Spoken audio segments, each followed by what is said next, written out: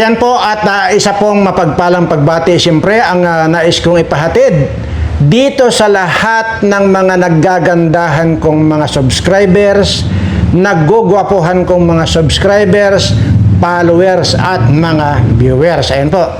Kaya po yun ang pagbati ko sa mga naggagandahan kong mga subscriber. Ito talaga naman totoo na magmula nung nag-subscribe sila dito sa Birana Live Studio TV ay talagang ibang-iba na raw po yung kanilang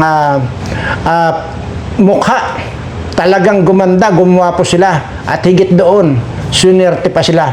Ayan, hindi kagaya nitong mga subscriber, nung mga pangit na subscriber ng mga antay-kalinga, puro kamalasan ang inaabot nila. At hindi lang yan, papangit na papangit pa ang mga itsura nila. But anyway, mga kababayan, hindi po yan ang topic natin.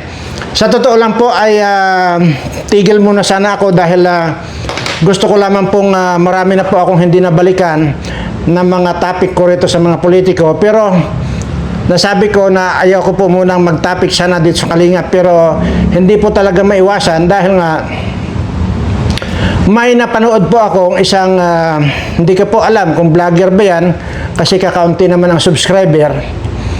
Ay tinira itong si Kuya July Paunel, tinira na, pinagnasaan pa. Ay putang ina naman. Kuya July Paunel, ingat kayo, mag-ingat kayo dahil may gustong pagnasaan ka. Tinira ka diyan mismo sa kanyang video. Itong nito hindi ko po matatandaan talaga ang pangalan nitong matandang malibog na ito. Yan po yung nagsabi na marami raw pumasok na utin sa kanyang pukingking. Yan po yan. At yan po, at para po kaya sa katunayan, ayoko po kasi na hindi ko po kasi ugali yung nagpi-play dito ng ng video. So ito po nako Kuya July, nandito ang laki-laki ng mukha mo Ito grabe, Kuya July, yan. Bakit kasi putol-putol ang kwan yan, Ayan. Ayan yun, Kuya July Paunel, atensyon Kuya July Paunel, may tumira sa iyo. At hindi lang yon, matindi ang pagnanasa sa iyo. Itong si maraming ngautin ang pumasok sa kanyang pukingking. Ayan. So, yan po yan. So, kayo na lang po ang maghanap dyan. Dahil hindi ko po ugali kasi talaga dito magpi-play ng video na may video. At saka ayaw ko po ng ganon. At hindi po ibig sabihin na wala akong ipi-play rito ay wala akong katibayan. Hindi po. Pag sinabi ko po yan ay talagang yun na yun. Kagaya niyan, sinabi na engineer ka pa man din at nagsabi ka ng patapal-tapal na lang. Kasi ang pagkakasabi, hindi lang engineer pa naman tayo. Isinali pa niya yung kanyang sarili. Na hindi raw ganun dapat. At kulang na lang sabihin na ikaw ay bugok na engineer. Ayan. Kasi sinabi mo raw, ay tapalan lang daw. So, kasi marami po dito talaga ng mga vlogger na ang daming paligoy-ligoy, ay doon din naman pupunta. Hindi naman bobo yung tao na para hindi maintindihan yung sinasabi ninyo. Bakit pa ayaw na yung diretsuhin? Kagaya po ni si Pukingking na ito na maraming pumasok na utin sa kanyang Pukingking, ang sinasabi is, engineer pa naman tayo, hindi dapat gayon, ikaw ay talagang, ganun ba? Parang sinabi niya na ikaw ay bugok na engineer, Hindi lang niya madiretso. Yun ang sama sa atin. At paligoy-ligoy, bakit hindi na lang diretsuhin yan si Paunel na yan, bobo yan, engineer na yan, bakit hindi na lang diretsuhin? Di para makasagot itong si Kuya July Paunel, di ba? Yan po ang hirap yung ang daming pasikot-sikot ay diretsuhin. Di ba? Kagaya na lang si Tosyang, di ba? Sinasabing bastos ako. Pero, hindi niya masabi na bastos yung naging boyfriend niya or either yung naging asawa niya. Di ba? Hindi niya nasabihin na bastos yung naging boyfriend niya at asawa niya. Ako ang sinabihan bastos. Doon lang sa pagsasalita kong bilat at saka tinggil. Di ba?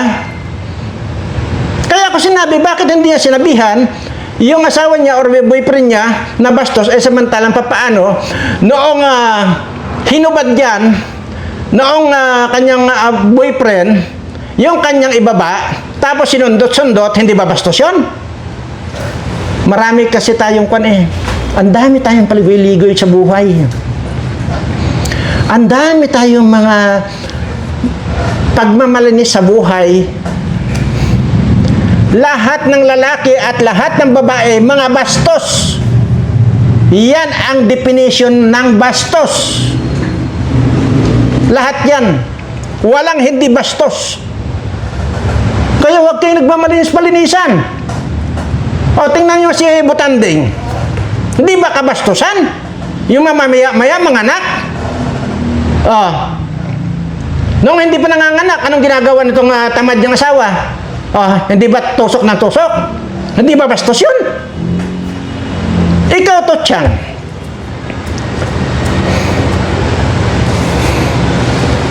Anong kondo sasabihin mong bastos ako? Walang tao na hindi bastos. Tandaan ninyo, iyan ang ilagay nyo sa tuktok ninyo. Para hindi kayo nagiging bobo at tanga. Hindi nyo ikamatay. Ikakamatay nyo lang na pagiging bobo ninyo eh. Di ba? O yan, ikon nyo na. May pinakita naman ako rito kay Kwan. I-send nyo na ito kay Kwan. Kay Kuya July Paunel. Ito pakita ko lang ulit. Na talagang nandyan yung mukha niya. Ano yun?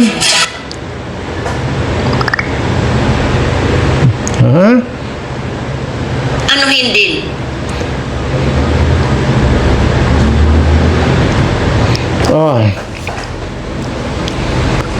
Kanina malaki, bakit ito ngayon maliit?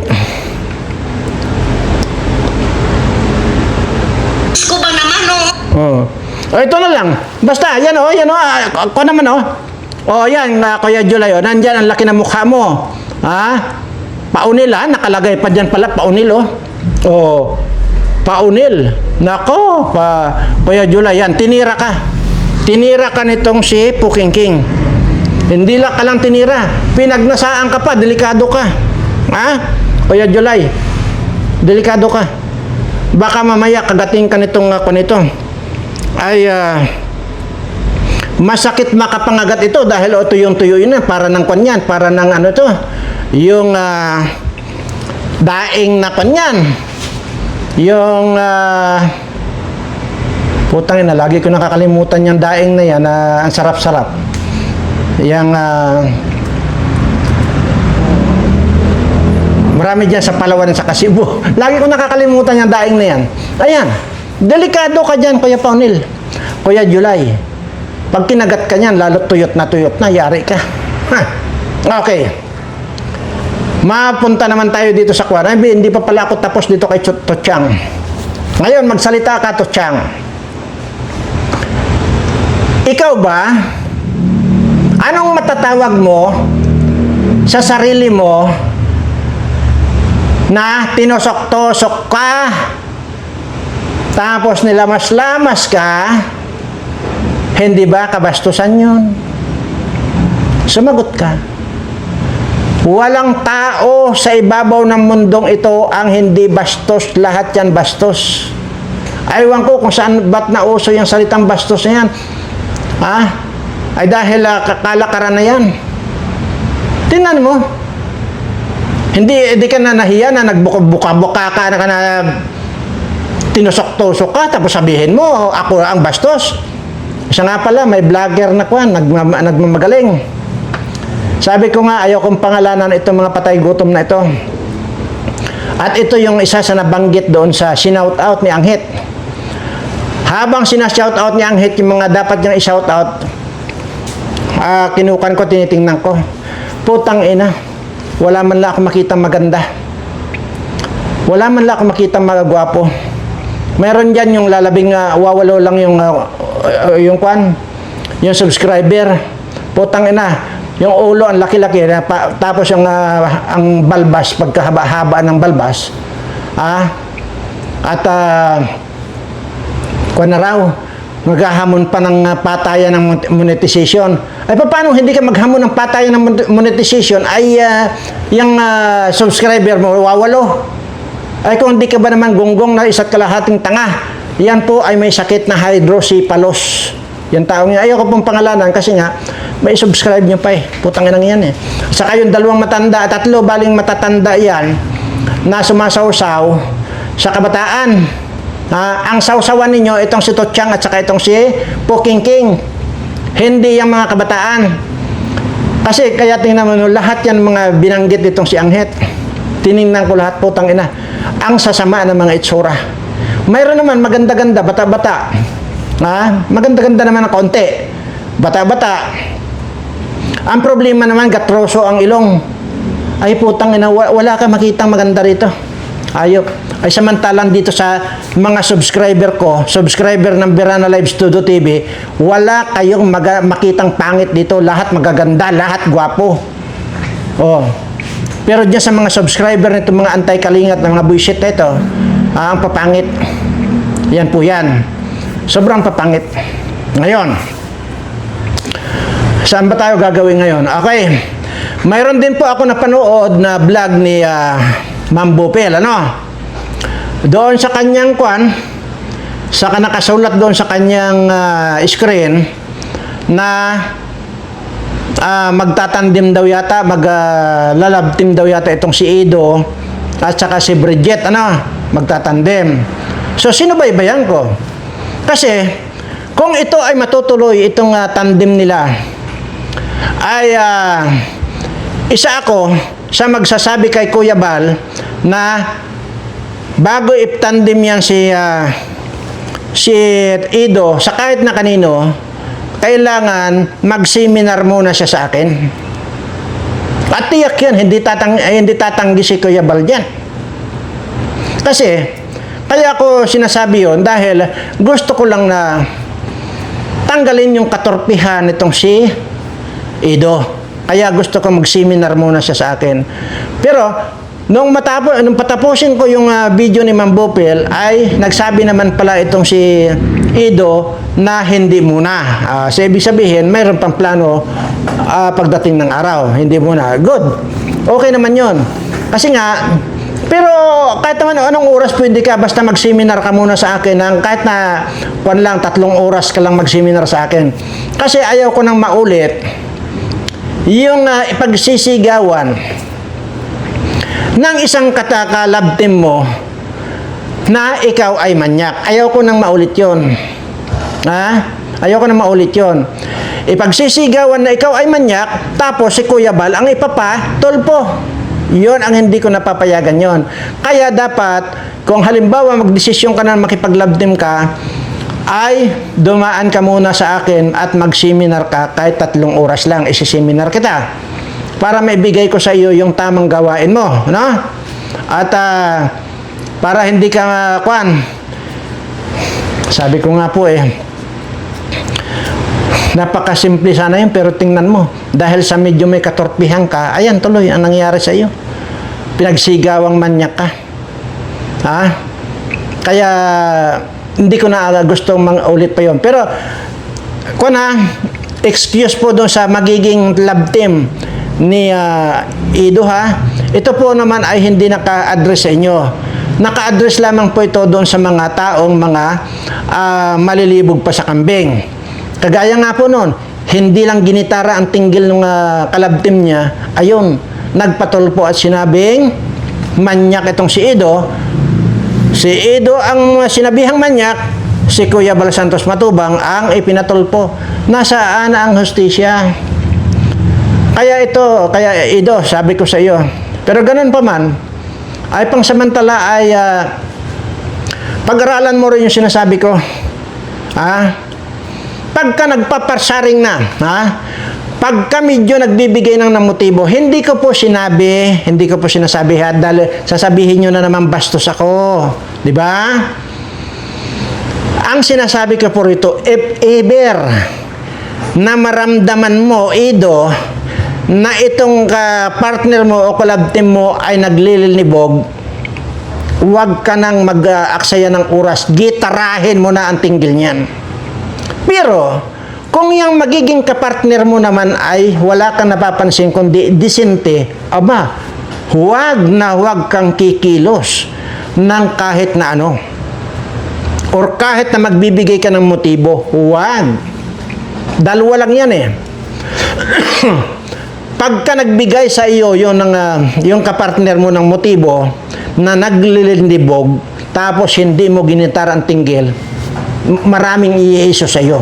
Sasabihin bakla ka, sasabihin manyak ka. Dalawa lang yan. Yung isa, huwag na huwag kang magbibigay ng motibo na sa iyo manggaling. Lalo na kung ang kapartner mo ay disente at talagang as in love team lang talaga at wala siyang pagnanasa.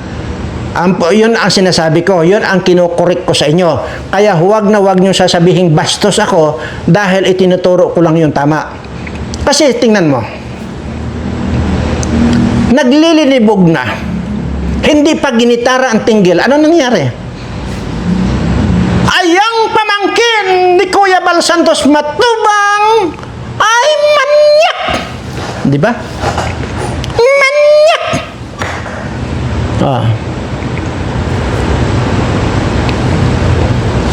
Magsasalita ba yan? O, tingnan mo kung ano-anong inisyo. Nadilala mo sa dilim. Di ba? Hindi ko sinabi ito na yung magiging kapartner mo, gitarahin mo agad ang tinggil. Hindi ko sinabi. Correction. Makiramdam ka. Huwag ikaw. Paulit-ulit ko sinasabi. Paulit-ulit ito. Huwag sa iyo manggagaling. Dahil pwede kang akusahan din ng manyak. Pero kung doon na sa kapartner mo nang galing, yun. Gitarahin mo na ng gitarahin. Kasi kung hindi mo ginitara yan, maraming iiso sa iyo. Sasabihin, isa ka pa lang. Baka darating ang araw. Yang pamangkin ni Kuya Bal Santos Matubang ay bakla. O yan. Yan ang ingatan mo. Kaya sabi ko, marami tayong pag-uusapan ko. Tatlong oras. So, okay na yun. Maibibigay ko na sa iyo yung tamang gawain. No? Ganun po yan. At, ano pa ba yung ating pag-uusapan? Ayan, uulitin ko lamang po. Dito kay Kuya July Paunil. Hindi ka lang tinira. Hindi kulang na lang sabihin kang isa kang bubong engineer na dahil doon sa sinabi mo raw na patapal-tapalan na lang daw yung bitak. Ang kwan po dito, ganito, aywan ko lang po kung mayroon pang ibang video itong si Kuya Bal Santos, si Kuya July. Kasi po, yung video naman na napanood ko sa kanya ay hindi naman po ganun ang pagkakasabi. Kundi, ang pagkakasabi po niya ay maghanap sila ng talagang marunong at engineer nga na para mag-analisa ng mga bitak-bitak na ganyan. Dahil pwede naman po yan na i-retrofitting. Yun po ang pagkakasabi niya na narinig ko dito kay Kuya July Paunil. Pero wala po akong narinig. Ewan ko lang kung mayroong ibang video na sinagsabi na tapalan na lang yung bitak-bitak na yan. Kaya naman nagwawala itong si Puking King. Ayan. Lagi ko nakakalimutan ng kanito ang pangalan nito. Siguro alam nyo naman po ito yung sinasabi niya na itong bilat ko ay hindi pa sira dahil wala pang dubaan na bata. Sabi niya ganyan, di ba? Pero nadisgrasya daw siya at maraming utin ang pumasok sa kanyang pukingking. Ayan naman pala. Ayan po yan. Nakakalimutan ko lagi. Ang danggit pala yung kanina. Yung sinasabi ko. Na daing. Danggit. Lagi ko kasi nakakalimutan. Yan po yan. At medyo mag-ingat ka, Kuya July. Dahil baka mamaya madali ka nitong itong daing na danggit na ito. Abay, pagdadanggit yung utin mo, yari yan. At putol yan. Kasi nga, malutong nga yung danggit. Pero naglilibog pa na matanda. Ang laki pa ng pagnanasa sa iyo. Kaya pakaingat ka diyan. Ayun po at ano na ba tayo? Okay. Wag lamang po tayo pupukus dito sa sa Kalingap. Dapat po hindi na po ako mag-topic sa Kalingap dahil babalik lang po ako dito sa aking pinanggalingan dahil nga po talagang gusto ko lang po talagang kahit pa paano ay makatulong ako sa ating mga kababayan. Yun pong pagmumura ko at pagbabatikos ko dito sa mga politikong ito. Yun po yung way ko para matulungan ko kayong mga kababayan ko. Dahil kung wala pong magsasalita at alam ko pong walang magsasalita at walang magmumura dito sa mga putang ina mga politikong ito, sino pa ang magsasalita para dito sa mga mahihirap kong kababayan? Yan po yung gusto kong sabihin. Kagaya po nito, hindi naman po lingid sa inyong kaalaman na talagang takipan. Takipan po talaga. Imaginin mo, may picture na, may video pa na nag-deliver ng malita doon sa kay Marcos sa Ilocos. May picture pa sila ni Sandro. Kayang-kaya pa rin itanggi. At itong mga pira, mga malitang dineliver dito kay Martin Romualdez, kaya pa rin itanggi. Katunayan, yung mga senador ng mga putang inang mga nakipagsabwatan sa nakawan na yan. Ngayon, dinidiktahan na ngayon nitong Satanas ng Malacanang. So, paano na ito? Kaya sabi ko nga po, sino pa ba ang pwedeng manindigan dito sa mga kababayan nating hirap na sa buhay? At sobra po, napakarami na po yung mga hirap na sa buhay nating mga kababayan. Kaya po, kahapon lang ay nag-ikot na naman kami. At siyempre, lagi naman pong dalawang truck yung laging nakasunod doon sa convoy namin. Na kahit pa paano po ay karga nun ay mga pagtulong natin sa ating mga kababayan. Sobra na po talaga ang kahirapan. Parami na po ng parami. Ay siyempre, pupunta kami doon sa dating iniikutan namin. Mayroong maglalapitan ng mga tao. Hindi naman po namin pwedeng sabihin na, "Uy, lumayas kayo rito, hindi kayo kasali dito sa listahan namin." Hindi ko po magagawa 'yon. Kundi ang magagawa ko na lamang yung abutan na rin sila. So, yun po eh. Kaya ganun na lang po ako makapagmura pagka talagang kumukulo na yung dugo ko. Kaya nga minsan, di ba, naririnig nyo, pasensya na po kayo na mga subscriber ko dahil nga dito sa bunganga ko na hindi ko maiwasan na magmura. Kasi nga po, kitang-kita ko po yung kahirapan ng mga kababayan ko. At ako po mismo ang umiikot. Paano akong hindi mapapamura kung ganito ang makikita ko? Di ba ba? Kaya yun pong sinasabi ko na gusto ko po ay natural na mag-subscribe kayo sa akin. At hindi ko kailangan na i-video itong mga iniikutan namin. Ilang taon ko na pong ginagawa ito. Pero hindi ko kayang i-video. Bibigyan ko sila ng bigas, bibigyan ko sila ng grocery, bibigyan ko sila ng kung ano-ano, tapos i-video ko, i-upload ko. Hindi ko po kaya. Na parang kung sa akin mangyari yon.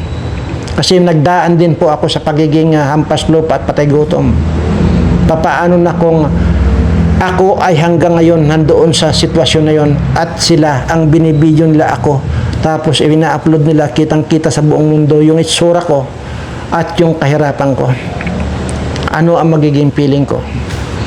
Ganun pa man ay hindi ko po biniblame itong mga ibang mga nagcha-charity vlogger mga charity vlogger na yan, na binibidyohan yung mga kanilang mga tinutulungan. Kasi nga po, doon lang din po sila kumukuha ng resources doon sa kanilang binibidyohan na yun para makakuha po sila ng mga sponsor na tutulong din sa taong yun. O, di po ba? Ay sa akin naman po kasi ay iba po yung stand ko kasi dahil sa sinasabi ko po rito, hindi po ako magsisimula ng charity kung hindi ko kaya. Kung iaasa ko lang din sa ibang tao, mas magandang manahimik na lang ako. Di po ba?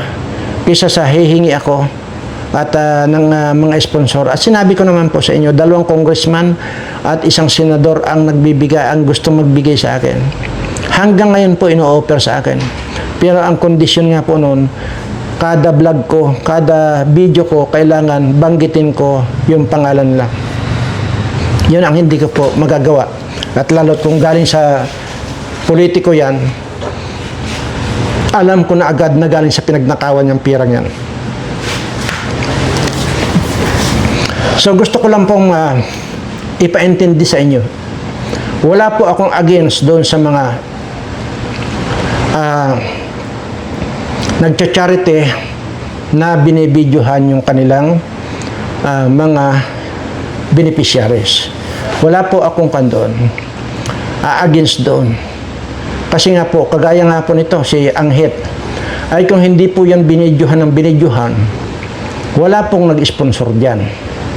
At yun po eh. Tapos, lumalabas pa, na sa halip na itong Anghit ang may utang na loob, ito pang mga matubang ang gusto pang sabihin sila ang may utang na loob. Pagkatapos nga tulungan. So, sabi ko nga po, ito. Kaya po nung minsan nakapagbanggit ako dyan, kung sa akin nangyari, yung pambabastos dito kay Kuya Bal Santos Matubang at dito kay Rab, Kalingap team na yan, or Kalingap, matagal nang nakabaon sa lupa yung mga yan. Kasi unang-una, itong ginagawa ko, solo-solo ko ito, wala akong sponsor dito. At dito, sinasabi ko rin na yung gusto mag-challenge sa akin, pwede. I-challenge nyo, isasamahan ko kayo pagka may schedule kami ng ikot. Actually, hindi lamang po dito sa lugar namin. Nakakarating po kami ng Bataan, Nueva Ecija, Tarlac, at saka yung Bataan, Pampanga, Bulacan na yan. Meron po kami iniikotan dyan. Regular po yan. So, nawala po akong pinagkukunan ng sponsor ko. Ganon din po dito sa, sinabi ko na po, taon-taon nakakapagpatapos ako ng 300 student. Wala rin po akong pinagkukunan na sponsor niyan.